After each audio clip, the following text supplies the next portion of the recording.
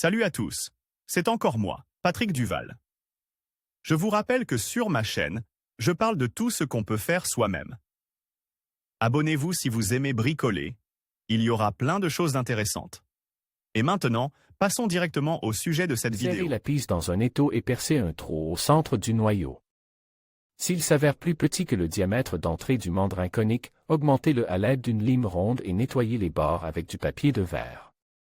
Après avoir placé la pisse sur le mandrin, nous commençons à frapper le marteau sur le bois plonge dans la pisse, et nous le déplaçons le long de la tige, ce qui augmente la taille du trou, mais en même temps il y a un durcissement du métal.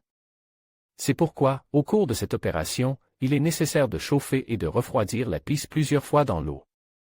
Une fois que l'anneau a atteint la taille requise, nous lissons les côtes et martelons l'ébauche, en tournant le mandrin jusqu'à ce qu'elle prenne la forme requise.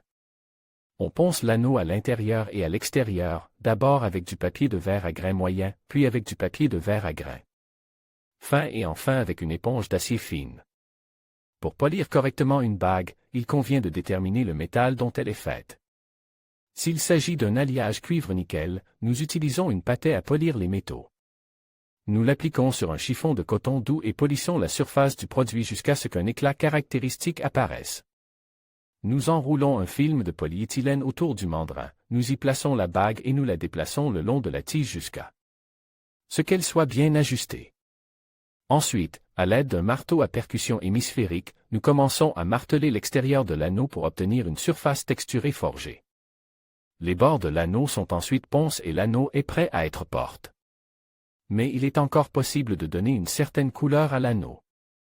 Pour ce faire, enlevez la saleté, la graisse et les empreintes de doigts de l'anneau. Suspendez l'anneau à un fil de cuivre et chauffez-le uniformément à une distance d'au moins 25 mm. En fonction du temps de chauffe, l'anneau devient d'abord jaunâtre, puis rouge, violet et bleu. Si vous le surchauffez, il deviendra noir, ce qui n'est pas souhaitable. Pour éliminer la couleur qui vous déplaît, il suffit de soumettre le métal à un polissage. Au lieu d'un aspect texture, vous pouvez créer des motifs et des inscriptions sur la bague en utilisant des outils de métallurgie.